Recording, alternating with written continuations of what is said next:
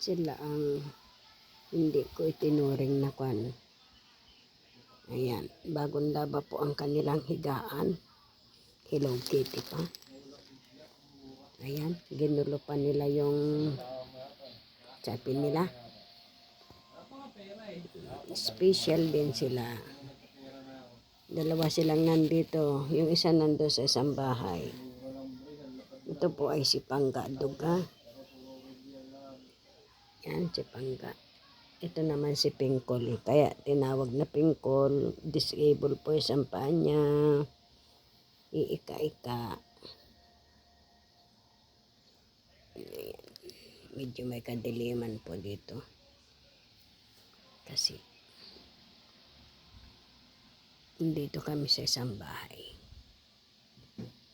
Yan, bagong palit po ang higaan nila. Malinis po yan.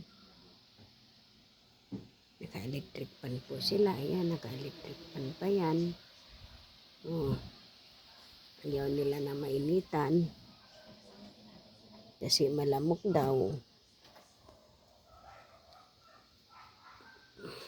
Ito rin po natin parang isang pamilya. Kasi tama yung kasabihang hindi ka iiwanan ng mga alaga mong aso.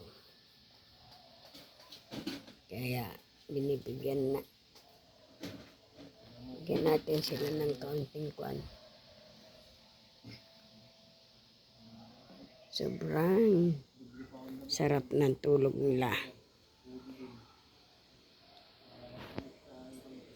Yung sapin nila, nagulo na. Malikot naman sila kanina. Ngayon tulog na. Ayan po. Thank you.